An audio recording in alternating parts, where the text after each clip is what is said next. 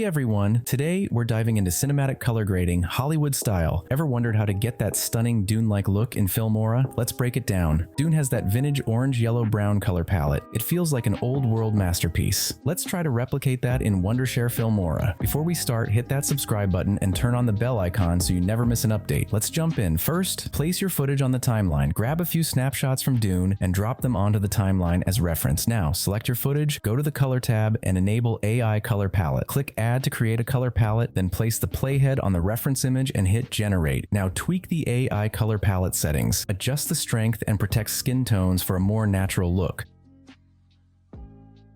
Once that's done, save and apply the settings. But remember, these values aren't one size fits all. Adjust them based on your footage. Start by tweaking the temperature to set the right mood, add a bit of tint and vibrance, then bump up the saturation to match Dune's rich colors. Next, under light, fine-tune the brightness, contrast, highlights, shadows, and whites to create depth. Add sharpness for crisp details. Now jump into HSL settings. Adjust red, orange, yellow, green, blue, and pink to match skin tones and balance the colors.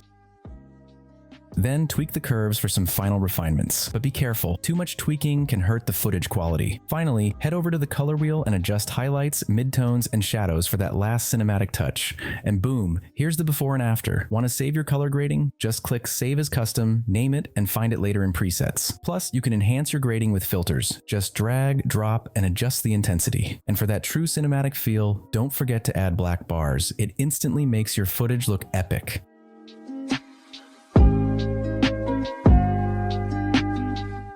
That's it for this quick tutorial. If this helped, smash that like button and make sure to subscribe for more awesome content. Thanks for watching, and I'll see you in the next one.